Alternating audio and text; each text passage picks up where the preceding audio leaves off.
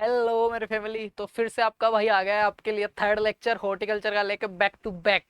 पानी की बोतल पी के थर्ड लेक्चर रिकॉर्डिंग, ठीक है। तो शुरू करते हैं। स्वागत है एक बार फिर से मेरे सारे छोटे प्यारे भाई बहनों का एक प्यारे से परिवार फार्मर्स लव में back to back third class horticulture की। तो शुरू करते हैं बच्चों। सिलेबस वही है अपना। फर्स्ट टॉपिक मैंने करवा दिया था हॉर्टिकल्चर की डेफिनेशन, ब्रांचेस, इंपॉर्टेंस, स्कोप।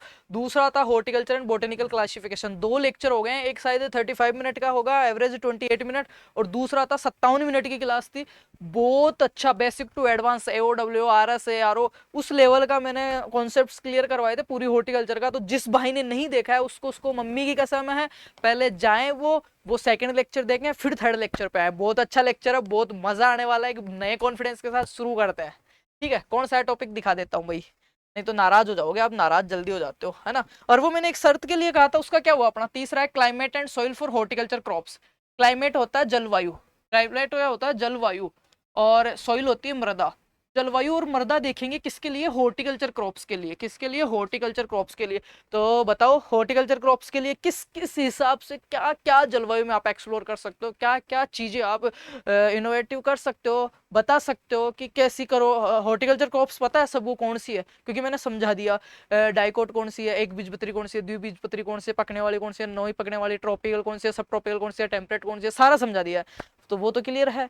अब मैं पूछ रहा हूँ हॉर्टिकल्चर क्रॉप्स के लिए क्लाइमेट के लिए अपने क्या क्या होना चाहिए है। हॉर्टिकल्चर क्रॉप्स के लिए क्लाइमेट में क्या क्या होना चाहिए, और सोइल किस किस हिसाब से उसके लिए सूटेबल है, तो वो चीज पढ़ेंगे। उसके लिए मैक्सिमम अपन कितना पढ़ सकते हैं, ठीक है। ये सिलेबस था। तो ये आ गया। बागवानी फसलों के मामले में आमतौर पर मध्यम बनावट वाली मिट्टी की आवश्यकता होती है, महीन और मोटे बनावट वाली मिट्टी से बचना चाहिए। इसको इंग्लिश में समझोगे ना अच्छे से समझ में आएगा फिर भी, ठीक है। स्क्रीन पर दिख रहा है ना, बागवानी फसलें I mean horticulture crops. Horticulture crops के मामले में आमतौर पर मतलब नॉर्मली मध्यम बनावट वाली मिट्टी की आवश्यकता होती है। मीडियम जो होती है ना मिट्टी का जो आकार जो आपने पढ़ा है ना, सैंड, कले, सिल्ट, है ना, तो उसमें मीडियम आकार वाली है ना, वो चाहिए। ये तो हो गया अपना मिट्टी के बारे में कर रहे हैं, क्लाइमेट बाद में करेंगे, पहले सोइल। एक चीज मैंने एग्रीकल्चर में बताई थी भाई, एग्रीकल्चर करने के लिए जो अपने को प्राइमरी सोर्सेज की जरूरत होती है ना, फर्स्ट जो अपने को जरूरत होती है वो जरूरत होती है लैंड की। किसकी, लैंड की। लैंड मतलब सोइल या मृदा, सरफेस की जरूरत होती है। फिर बाद में आता है आपके सेकंड, फर्स्ट में होती है लैंड, लाइट, एयर और वाटर। ये जो कि नेचुरल चीजें आर्टिफिशियल रूप से अपन लैब में नहीं बना सकते, भगवान ने अपने को दिया। प्राइमरी जो अपने को जरूरत है ना, प्राथमिक जरूरत है कृषि करने के लिए, एग्रीकल्चर। भाई हॉर्टिकल्चर भी तो एग्रीकल्चर की ब्रांच है, वो तो बाद में घुसेंगे। जो फर्स्ट चीज अपने को मेनली चाहिए होती है वो यही चाहिए होती है, क्या, लैंड, सोइल। तो मृदा जो है ना वो सबसे पहले पढ़ेंगे, क्लाइमेट फिर पढ़ेंगे अपन। तो एग्रीकल्चर ले लिया है तो सोइल से बचना मत, धूल माटी यही काम रहेगा। फेस वॉश वेस वॉश जो लगा रहे हो ना आप, सन स्किनर क्या क्या बोलते हो उनको यार, पता नहीं, है ना। तो वो चीजें लगाना बंद कर दो, एग्रीकल्चर में आ गए, फील्ड वर्क करो अच्छी, ठीक है। जुड़ के रहो किसान, है ना। तो मिट्टी का तापमान जड़ गतिविधि को प्रभावित करता है। जो सोइल का जो टेम्परेचर है वो जड़ गति को प्रभावित करता है। इसमें एक दो चीजें मायने रखती है, एग्रोनॉमी में पता है तो फिर से बताता हूँ। कोई भी अपनी फसल है उससे अपन उत्पादन ले रहे हैं, उत्पादन प्रोडक्शन अपन ले रहे हैं, तो उसके लिए दो क्लाइमेट जरूरी होते हैं। एक तो होता है, ये तो हो गया खेत, ये तो हो गई मृदा। एक तो होता है नीचे का जिसको बोलते हैं सोइल एनवायरमेंटल, सोइल एनवायरमेंट या मृदा आवरण, सोइल एनवायरमेंट बोलते हैं। और जो ऊपर का होता है सरफेस का हवा वाला, उसको बोलते हैं aerial, aerial environment, aerial environment ऐसे समझेंगे। ये लाइक सरफेस हो गई, मैं समझा देता हूँ तुम्हें सही से। ये अपनी क्या हो गई, ये खेत की सतह हो गई मेरी, ठीक है। अब ये इससे ऊपर का जो हिस्सा है ना, पेड़ का वायुव्य भाग जिसको मैं कह सकता हूँ, वो कहेगा मेरा एरियल एनवायरमेंट, एरियल। और जो नीचे है ना जड़े, रूट्स है ना, वो क्या कहलाएगी, मेरा सोइल एनवायरमेंट। तो इसमें एक शर्त होती है, जो ऊपर का जो है ना आपका एरियल, जिसमें एरियल में क्या क्या चीजें आ सकती है। अब ये चीज सोचो, जो हवा के, जमीन की सतह के ऊपर का जो भाग है पौधे का, उसको अपन एरियल एनवायरमेंट में ले रहे हैं। तो उसमें क्या क्या चीजें इंपैक्ट कर सकती है, उसको रेन कर सकती है, लाइट कर सकती है, टेम्परेचर कर सकता है, एनवायरमेंट वाला टेम्परेचर, टेम्परेचर दोनों में आएगा, सोइल टेम्परेचर भी आएगा। पर उसको मौसम कर सकता है, कोई बाह्य कारक जो है वो कर सकते हैं। आप जैसे मूर्ख प्राणी कर सकते हैं, फूल लगा हुआ तोड़ के चले गए, तो वो चीजें उसके प्रोडक्शन में कहीं ना कहीं डायरेक्ट इनडायरेक्ट रूप से इन्वॉल्व होती है। तो 67% तक इसके लिए जिम्मेदार जो होता है वो होता है ऊपर वाला। किसी फसल से मैं उत्पादन ले रहा हूँ ना, उसके लिए 67% जो फैक्टर जिम्मेदार है, उसको प्रभावित करेगा, इंपैक्ट करेगा, वो आपका एरियल एनवायरमेंट करेगा। जबकि 33% ये कौन करेगा, सोइल एनवायरमेंट। तो अपन पहले सोइल के बारे में पढ़ रहे हैं। तो मिट्टी का जो टेम्परेचर है, soil temperature is the most effective of horticulture crops roots. Then मिट्टी का तापमान जड़ गतिविधि को प्रभावित करता है और वातन और जल निकासी को भी प्रभावित होती है। मिट्टी में रासायनिक और जैविक गतिविधियां धीमी हो जाती है और एनपीएस और सीए पोषक तत्वों की उपलब्धता सीमित होती है। एन पी के और सीए ये मृदा वाले हैं, ठीक है। और इसमें एक चीज आई है कि ठंडी मिट्टी में रासायनिक और जैविक क्रियाएं धीमी होती है। अगर सोइल का टेम्परेचर कम हो गया ना, तो जो माइक्रो ऑर्गेनिज्म है, जो सूक्ष्म जीव है, जो जीवाणु है मृदा में रहने वाले, जो रेगुलर काम करते रहते हैं, बायो नाइट्रिफिकेशन करते रहते हैं, और भी बहुत सारी प्रोसेस होती है सोइल में। जो आपकी पोरोसिटी है, रंध्रता है, सह रंध्रता है, कणों को दूर दूर करना, हवा को, वातन शक्ति को बनाए रखना, वो अगर मृदाएं ठंडी हो जाएगी, नमी ज्यादा हो जाएगी, तो वो वर्क नहीं कर पाएंगे। ज्यादा अगर गर्मी हो जाएगी तो भी वो वर्क नहीं कर पाएंगे। उसके लिए मीडियम अपने को टेम्परेचर चाहिए और मीडियम साइज के ही अपने सोइल के पार्टिकल्स होने चाहिए हॉर्टिकल्चर क्रॉप से बेस्ट अपने को प्रोडक्शन लेने के लिए।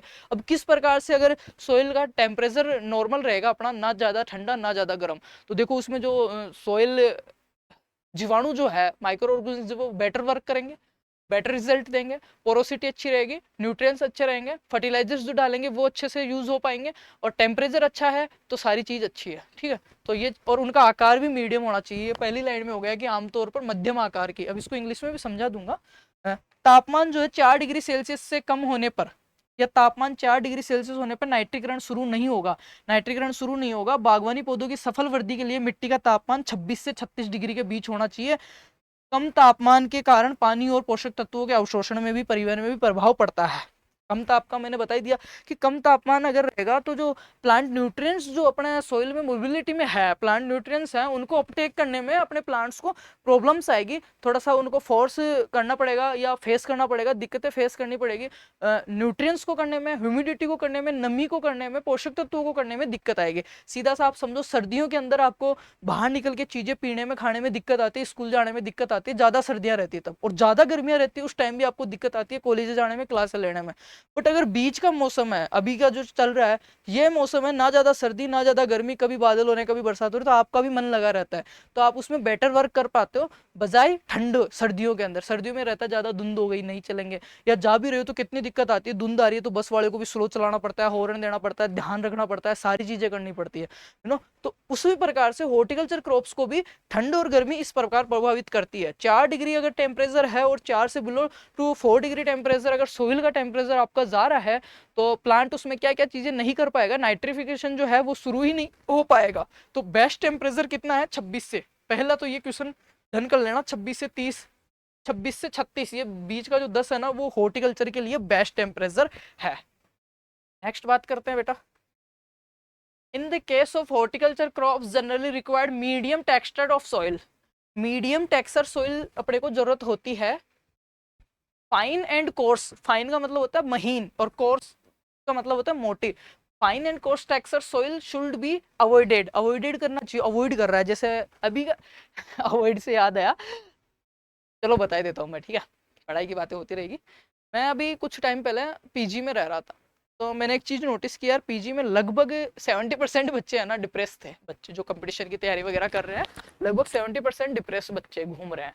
तो मैंने चीजें, मेरी आदत है कि कहीं पे भी जाता हूँ नई नई चीजें एक्सप्लोर करना, या कोई रास्ते रास्ते जा रहा है, कोई ऐसे ही भाई जा रहा है पीजी में बैठे मेस में खाना खा रहे हैं, तो मेरी आदत है, या तो इसको प्लस पॉइंट कह लो या नेगेटिव पॉइंट कह लो, कि बहुत जल्दी फ्रेंडली हो जाता हूँ, या आगे से बुला के बात कर लेता हूँ, ले भाई घी लगा ले रोटी के, ले भाई कहाँ का है, क्या तैयारी कर रहा है। तो ऐसे ऐसे मेरे को सभी से लगभग मेरा बहुत अच्छा व्यवहार था। मैंने चीजें नोटिस की, एक ही चीज मैंने वहां से, वहां के एनवायरमेंट से ऑब्जर्व की कि यार लगभग बच्चे डिप्रेस है, और उसके पीछे एक ही वजह था, क्या? निब्बा निब्बी, गर्लफ्रेंड बॉयफ्रेंड। और उसमें भी मेन एक ही वजह थी, क्या? जो खान सर और अवधा सर के वीडियोस में भी देखा मैंने, वो चीज मैंने प्रैक्टिकली भी चीज चेक की कि जैसे अपने को उम्मीद रहती है, कोई लड़का है, ठीक है, उसकी गर्लफ्रेंड को फोन किया, उसने उसने उठाया नहीं, या फोन कट कर दिया, या कहीं बिजी आ रही थी, उसको क्या कर दिया? अवॉइड कर दिया। भाई उसको अवॉइड करते उसके दिमाग में आ गई नेगेटिविटी, पता नहीं किसी और से बात कर रही है, क्या चक्कर है, कहाँ बिजी है, कहाँ गई है, फलाना ढिमका, 50 चीज आ गई, और वो अपने आप ही डिप्रेस हो गया, जबकि ऐसा कुछ था ही नहीं। होगा तो भी उसको पता नहीं, रियलिटी के बिना ही, अवॉइड करने से ही इतना वो हो रहा है, दिमाग की डिस्टर्ब, फिर लाइब्रेरी में बैठा है 5-5 घंटे। यार ऐसे मत किया करो ये चीजें, तो इन चीजों को अवॉइड किया करो। और आपको कोई अवॉइड कर रहा है ना, तो उसको समझा दो, क्या रे भाई, क्या दोनों साइड होती है, कुंडी दोनों साइड होती है, भाग यहाँ से निकल, फोकस करो ड्रीम्स पे, हॉर्टिकल्चर क्रॉप्स पे, ठीक है। तो वो अवॉइड का नाम आते आया मेरे को, कि कोई अगर आपको अवॉइड करता है ना, तो आप भी उसको अवॉइड कीजिए। अवॉइड का मतलब होता है नजरअंदाज करना, क्या होता है, नजरअंदाज करना। इस पे एक शायरी थी, मैंने लिखा था वो, ऐसी बात नहीं है, सब होते हैं एक बार लाइफ में अवॉइड, हमने भी बहुत को किया है, पर जब हमको किसी ने अवॉइड किया ना, जब हमको किसी ने अवॉइड किया ना, फिर हमने इतने लोगों को अवॉइड किया भाई, इतने लोगों को अवॉइड किया, रेल झूम बांध दी अवॉइड कर करके लोगों को, है ना। चलो एक शायरी थी इस पे, बच्चों का मनोरंजन भी हो जाएगा, टॉपिक अपना ज्यादा बड़ा नहीं है आज वाला। क्या खुल गया, वो ये था, मैंने लिखा था कि आज वो लोग सिखा रहे हैं कि पीछा कैसे छुड़ाते हैं, कि आज वो लोग सिखा रहे हैं कि पीछा कैसे छुड़ाते हैं, नजरअंदाज कैसे करते हैं। आज वो लोग सिखा रहे हैं कि पीछा कैसे छुड़ाते हैं, या नजरअंदाज या अवॉइड कैसे करते हैं। एक दिन हम सिखाएंगे कि अफसोस कैसे करते हैं। ठीक है, तो कैसा लगा, ठीक है ना। ये दो चार साल, दो साल पहले समथिंग 2021 लॉकडाउन के टाइम मैंने लिखा था, मेरे मेमोज में सेव किया था ये, कि आज वो लोग सिखा रहे हैं हमें कि पीछा कैसे छुड़ाते हैं, नजरअंदाज कैसे करते हैं, अवॉइड कैसे करते हैं। एक दिन हम सिखाएंगे उनको कि अफसोस कैसे करते हैं बेटा, है ना। तो छोड़ो, अपने को क्या अवॉइड करना है in case of horticulture crops. Horticulture crops पे आ जाओ। In case of horticulture crops generally required medium texture soils. Medium medium आकार की जो सॉइल्स है वो अपने को लेनी है, फाइन एंड कोर्स्ड, महीन और मोटे कण वाली जो पार्टिकल वाली सॉइल्स है उनको अपने को क्या करना, soil should be avoided. Soil temperature affects the roots activity and influenced by attraction and drainage. इसका मतलब जल निकास और जो सारी चीजें है ना उनको कहीं ना कहीं रूप से इम्पैक्ट करेगा कौन, सॉइल टेम्परेचर करेगा। In cold soils, chemicals and biological activities are slow and availability of nutrients like NPS, nitrogen, phosphorus, sulfur and calcium is limited। ये चीज सोचो ना, सोइल टेम्परेचर यहाँ पे इन कोल्ड सोइल्स, कोल्ड मतलब होता है ठंडी, कोल्ड ड्रिंक मतलब ठंडी पीने की चीज, और कोल्ड सोइल्स मतलब ठंडी सोइल। तो ठंडी सोइल्स के अंदर क्या होएगा, cold soils is chemical and biological activities, chemical और बायोलॉजिकल, रासायनिक और जैविक जो क्रिया है ना इफेक्टिव होगी, और क्या हो जाएगी वो, उनकी जो रेट है वो स्लो हो जाएगी। किस प्रकार हो जाएगी ये मैंने बता ही दिया, और जो न्यूट्रिएंट्स हैं वो कम हो जाएंगे। Temperature is the 4 degree Celsius for successful grow of horticulture plants. The soil temperature should be within the range of 26 to 36 degree Celsius. ये मैंने समझा ही दिया था, ये देखो, should be within the range 26 to 30 degree Celsius है वो बेस्ट टेम्परेचर माना जाएगा, किसके लिए, हॉर्टिकल्चर क्रॉप्स के लिए, है ना। सोइल टेम्परेचर ही है, नो एनवायरमेंटल टेम्परेचर। मैंने दो चीज बताई थी, soil environment and aerial environment. अभी बात कर रहे हैं सिर्फ सोइल एनवायरमेंट, जो जड़ वाला भाग है, सोइल सरफेस के नीचे नीचे अंडरग्राउंड वाला भाग है, उसकी बात कर रहे हैं। उसका temperature 26 to 36 is the best temperature.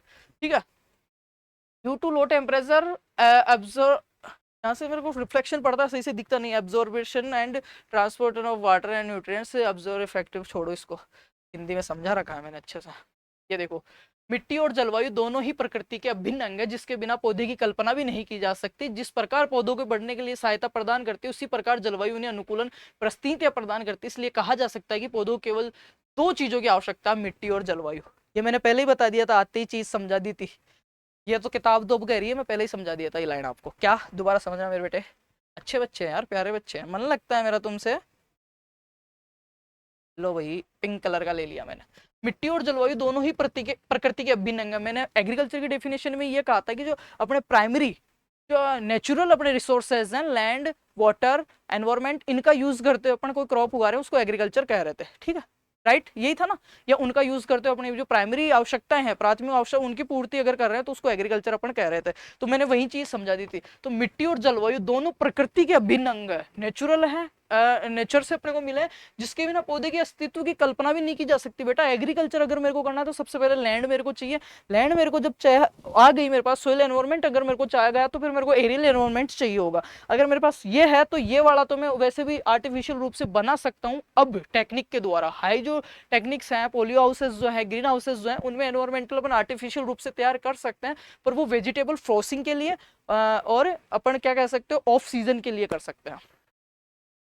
पौधों को बढ़ाने के लिए सहायता, जिस प्रकार मिट्टी पौधों को बढ़ाने के लिए सहायता प्रदान करती है, जिस प्रकार मिट्टी पौधों को बढ़ाने के लिए, एक सेकंड, हाँ सर, मैं स्टूडियो में क्लास रिकॉर्ड कर रहा हूँ। ओके, आया आया, आप खाना खा के आ जाओ, आपकी क्लास करवा देते हैं फिर मैथ की। ओके, ठीक है। जिस प्रकार मिट्टी पौधों को बढ़ने के लिए सहायता प्रदान करती है, उसी प्रकार जलवायु उन्हें बढ़ने के लिए अनुकूल जलवायु परिस्थितियां प्रदान करती है। इसलिए कहा जा सकता है कि पौधों को केवल दो चीजों की आवश्यकता होती है बेटा, सॉइल की और क्लाइमेट की। दो अगर चीजें है ना, जड़ें जमाने के लिए जमीन और खाने पाने के लिए मेरे को अगर वो मिल रहा है तो मेरे को कोई माइकलाल रोक नहीं सकता। ये कौन कहता है? हॉर्टिकल्चर क्रॉप्स कहती है। ठीक है, आगे पढ़ते हैं इसके बारे में। समझ में तो आ रहा है ना तुम्हें?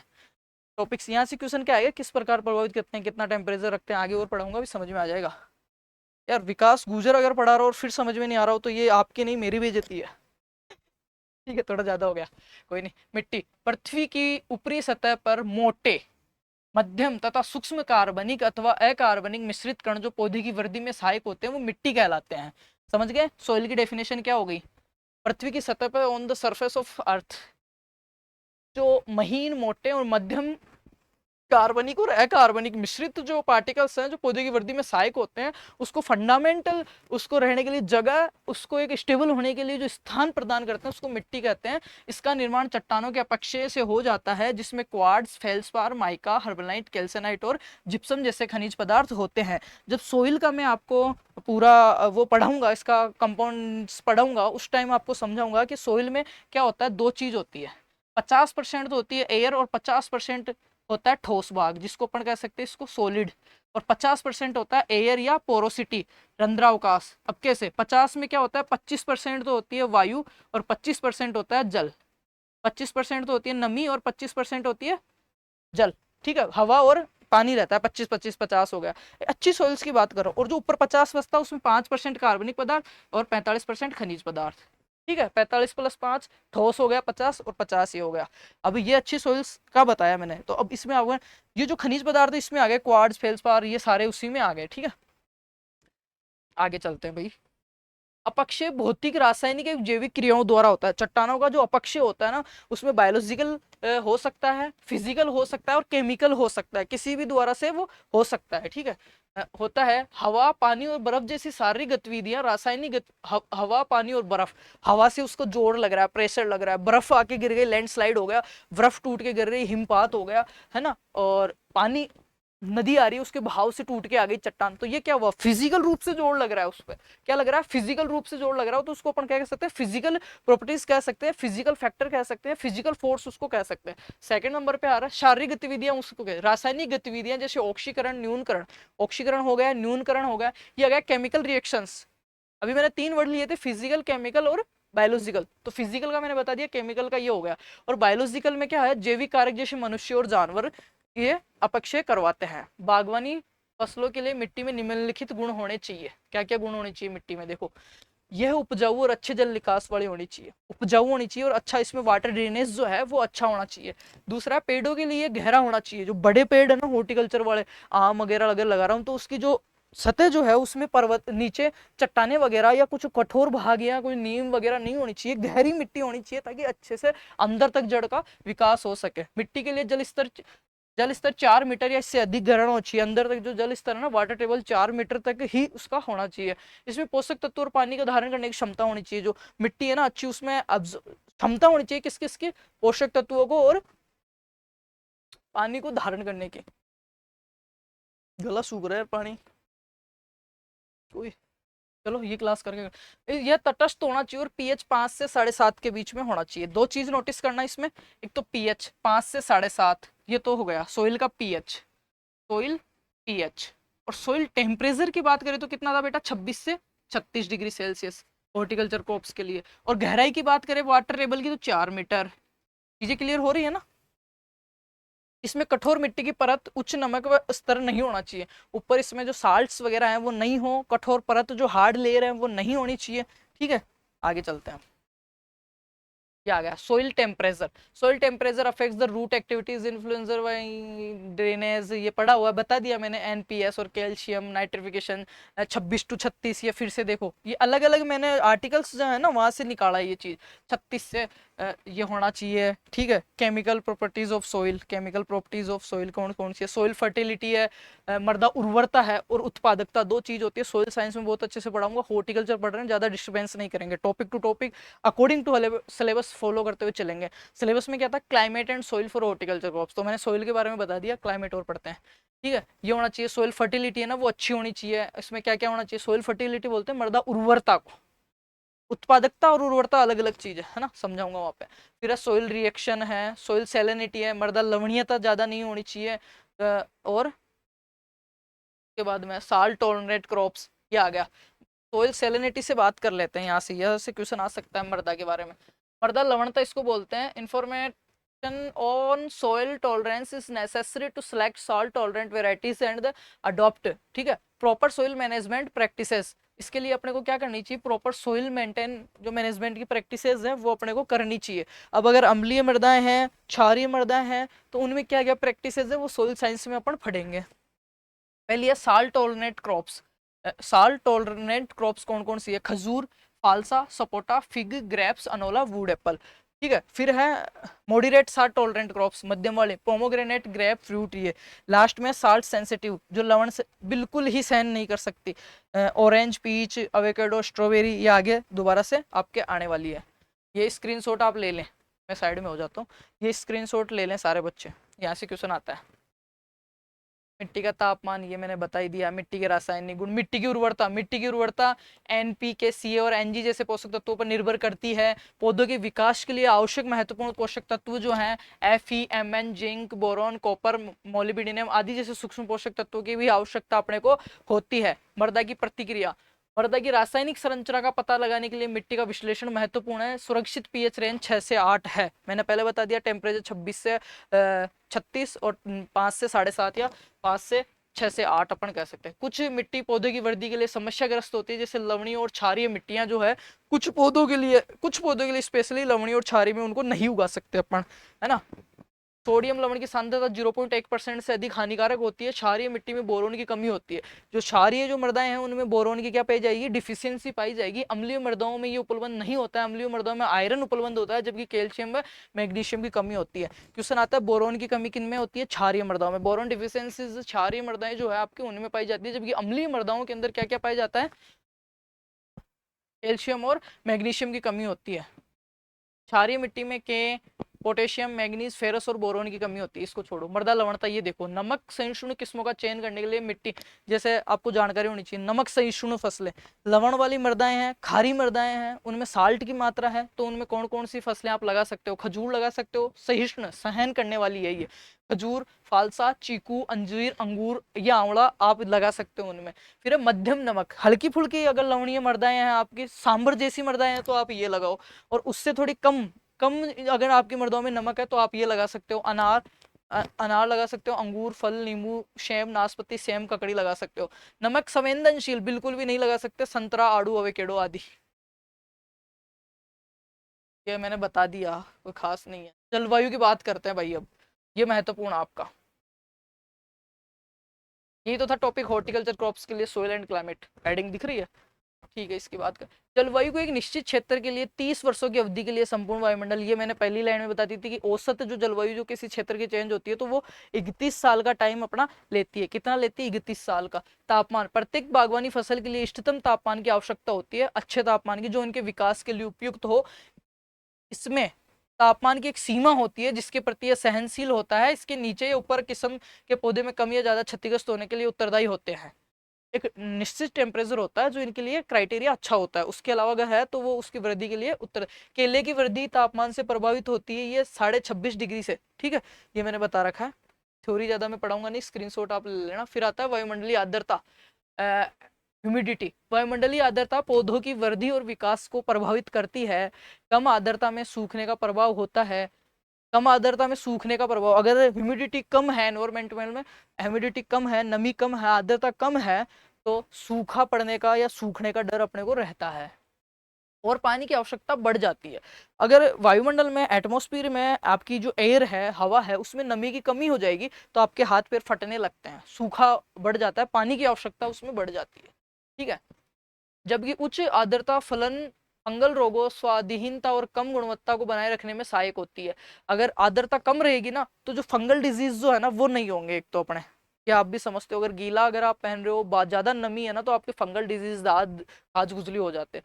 बट अगर ये नहीं है, सूखा अगर चल रहा है सर्दियों के टाइम, है ना, वायुमंडल में एटमॉस्फेयर में ह्यूमिडिटी की कमी है, तो सूखा रूखापन आपके आ जाता है, उस समय ये चीजें नहीं पनपती है। पर इसके फायदे और नुकसान दोनों है ना। ये स्क्रीनशॉट ले लो, मेरे को क्या थ्योरी पढ़ाने में बहुत जोर आता है, समझाने की चीजें मैं आराम से पढ़ा सकता हूँ। वर्षा, वर्षा किस प्रकार प्रभावित करती है फसलों की? पानी की आवश्यकता मिट्टी के प्रकार और वाष्पीकरण वाष्पोत्सर्जन दर पर निर्भर करता है। Very good. उत्पादन के लिए कुल वर्षा नहीं बल्कि उसका वितरण महत्वपूर्ण है। वेरी शानदार पॉइंट है। भारतीय उपमहाद्वीपों में दिख तो रहा है ना यार, अब दिख रहा है सही। स्क्रीनशॉट ले लो, इसका पढ़ लेना यार तुम। फिर आता है हवा, हवा किस प्रकार प्रभावित करेगी। फिर आते हैं ओले, रोशनी, सूरज की रोशनी। ठीक है, ये इंग्लिश वाले बच्चों के लिए भी लिया हूं मैं, स्क्रीनशॉट ले लेना भाई, स्क्रीनशॉट ले लेना। इसमें जो समझाने की चीजें थी मैंने बहुत अच्छे से समझा दिया है ना।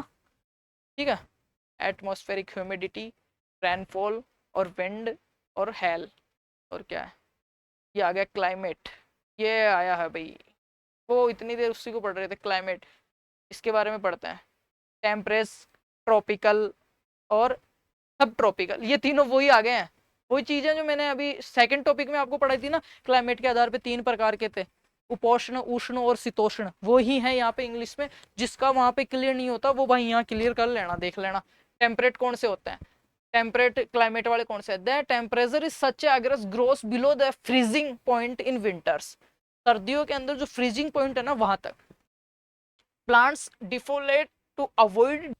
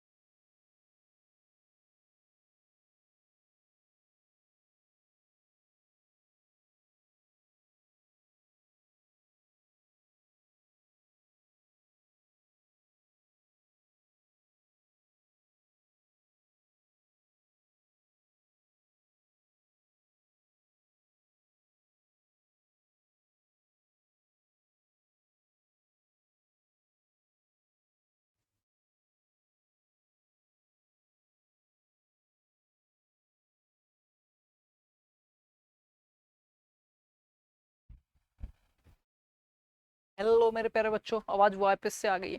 यार ये क्या, माइक जो है ना अपना वर्डलेस, इसमें बैटरी बहुत ज्यादा खा रहा है। एक बार बैटरी फुल चार्ज करने पे पूरी 2 क्लास भी कंटिन्यू हो नहीं हो पा रही है? कोई बात नहीं, मैंने ये कहा था, मतलब स्क्रीनशॉट ले लो, देख लो। ये उष्ण कटिबंधीय हो गए, ये पोषण वाले हो गए। तो भाई लोगों, कुछ इस क्लास में दिक्कत नहीं होगी। सॉइल और क्लाइमेट फॉर वेजिटेबल या आपके horticulture crops, third topic complete है। 13 में से 3 टॉपिक बाकायदा मैंने पूरे कंप्लीट करा दिए हैं। अब आगे के टॉपिक्स देखते हैं, इस पे फीडबैक देखते हैं, सबके समझ में आ गया होगा उम्मीद करता हूँ। बाकी मैंने सबके चिप लगा दी है अरविंद भैया की तरह, मेरे को पता चल जाएगा बच्चों ने क्लासेस देखी नहीं देखी, कैमरा लगा रखा है मैंने आपके पीछे, ठीक है। यहीं से मेरे को सारा पता चल जाता है। अगर आप क्लास नहीं लेते हो और कुछ ऐसी गतिविधि करते हो, क्लास को शेयर नहीं करते हो, तो कैमरा लगा रखा है, मेरे को पता लग जाएगा और आपकी हजामत जो है मैं वो बना दूंगा, ठीक है। तो क्लास कितने मिनट की हो गई? 30 मिनट की। आधे घंटे में लेक्चर किया, आराम आराम से अच्छी बातें भी की है और अच्छे से समझाया भी। उम्मीद करता हूँ समझ में आया होगा। 3 लेक्चर जिसके क्लियर हैं वो मेरे को कमेंट्स बॉक्स में कुछ ना कुछ हिंट दे के जाएंगे मालिक। जिनके 3 लेक्चर क्लियर हैं तो मैं आगे के लेक्चर शुरू करूँ। और मैथ की क्लासेस, बायो की क्लासेस प्रॉपर हो रही है यार, दम लगा के शेयर कर दो। वो नहीं था पहले धांसू सर, कीबोर्ड को तोड़ दो फोड़ दो, मुझे नहीं पता, थंब का निशान आ रहा है उसको लाइक कर दो, सब्सक्राइब कर दो, लाल बटन आ रहा है सांड बन जाओ। तो वैसे तो कहूंगा नहीं, बार बार कहता नहीं। प्यारे बच्चे हैं मेरे, भाई बहन है क्या, ये बच्चे हैं, है? ठीक है, तो कर देंगे उम्मीद करता हूँ। ठीक है, thank you so much. Third class complete, horticulture first year की। और सब्जेक्ट्स की रेगुलर क्लासेस हो रही हैं। जिसको ज़्यादा जल्दी है पढ़ने की वो पुराने वीडियोस हैं वहाँ के जाके पढ़ सकता है। Agronomy, forestry, biochemistry, like biology की वीणा मैम करवाई classes. Thank you so much, love you all, bye.